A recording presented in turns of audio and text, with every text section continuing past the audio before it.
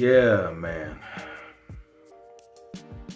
6 years ago today, the morning,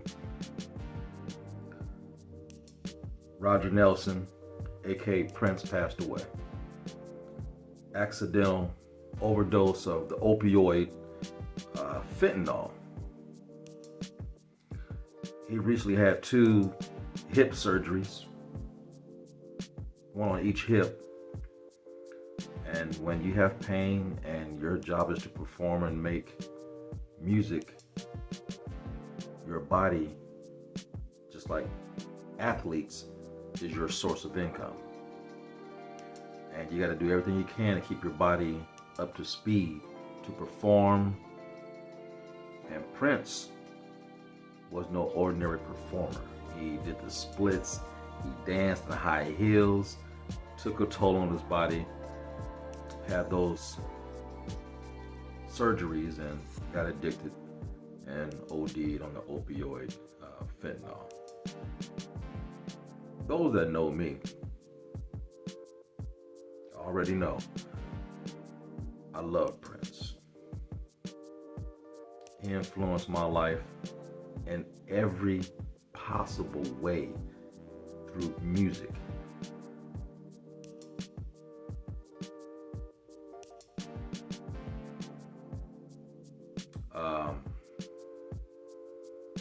Later on, he got into film, wrote for other artists, produced #1 hits for other groups. He would use a different name or moniker so no one knew. Dude wasn't about fame and yeah, I did this. He just did it.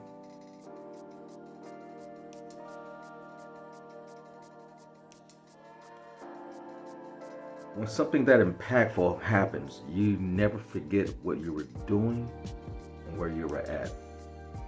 I was working out of town that day. I was driving back from the Bay Area, and the news was interrupted on the radio stating that Prince had passed away.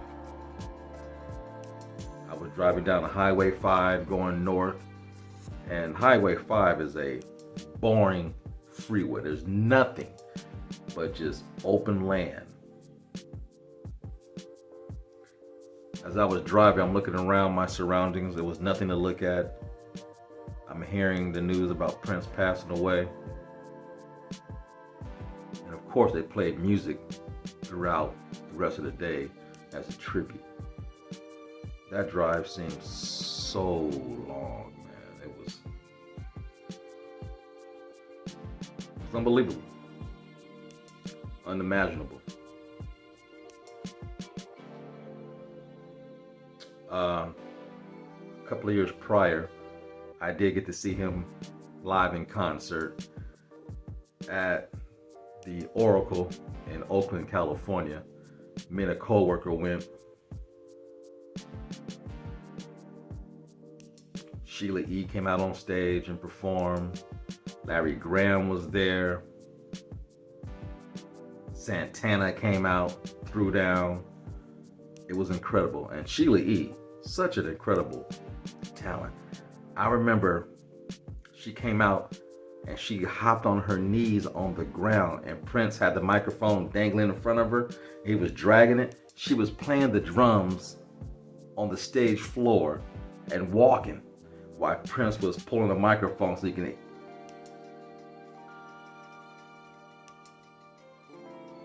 Incredible performance.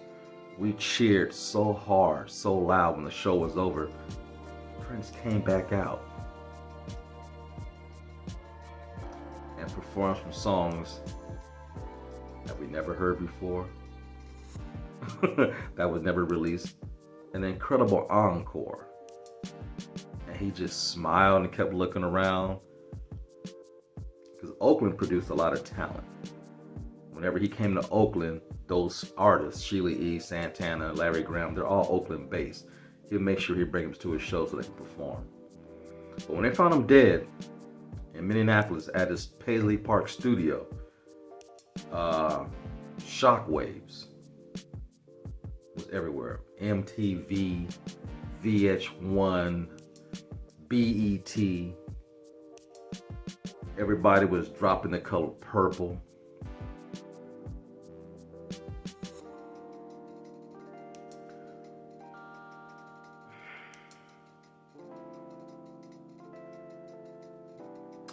"30 studio albums recorded.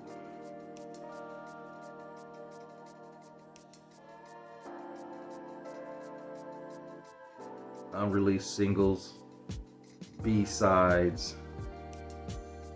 They said he recorded enough music to drop an album every year into the year 2035.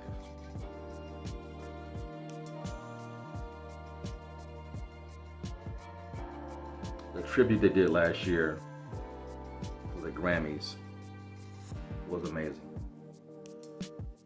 All these incredible artists got to come out and express their love and admiration for the great Purple One and perform.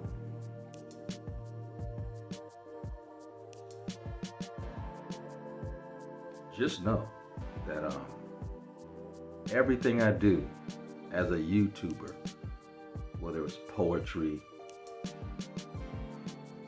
trying to bring forth enlightenment, comedy, structure, creativity, all because of Prince. To have the audacity to express yourself without hesitation or regret. To live each and every moment while you're on this planet is how I live. That's because of Prince. He's one of the rare artists that inspired me in every way possible. Freedom of speech, freedom of expression, to be a creator, to touch people with your individual talent. Yeah, man. You know, he made it cool to be soft and gushy on the inside, even though you're a male, and to be soft-spoken and to open up and absorb what life has to offer, only to squeeze it out and give it right back. His catalog, the man did every genre of music. Of course, pop, R&B, rock, reggae, jazz. The dude was limitless. Mastered over 11 instruments. Not played, mastered. Let's Go Crazy, the end riff with that electric guitar, one of the most signature riffs in electric guitar history.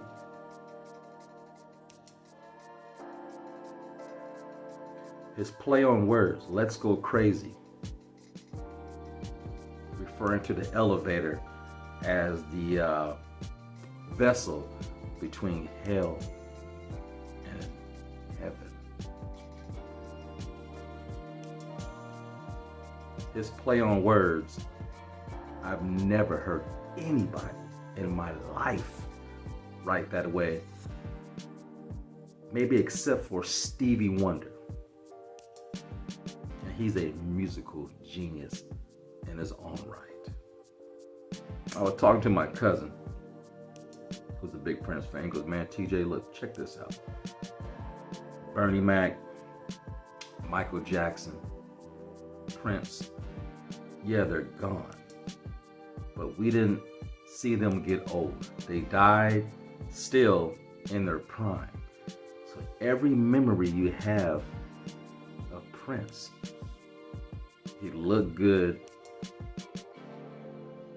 he could still do what he did for the past 4 decades without any hiccups. And I was like, we didn't see him get old and feeble. And that was somewhat comforting, but it still hurts. His songs come on, I listen to them. You know, 1 or 2 songs in a row doesn't bother me. But if I start to binge 3 to 4 songs in a row, dude, I am busted up. Because I realize he's not here. That creativity is no longer with us. I mean, it's with us, but new. He was before his time, man. He talked about things 11 years ago that's pertinent to what's happening right now in our society. And yes, he was a proud brother. He preached the gospel. He loved the black culture. He fought for what's right for the black and the brown. Because he was both. Half black, half Puerto Rican. But he identified as a black man when he spoke on social issues. Oh, he was aware. He was deep. Just listen to his music, man. It said it all.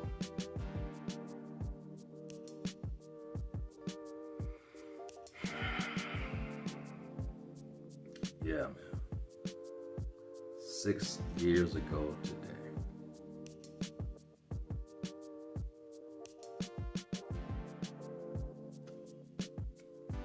We lost a genius. Fade to black.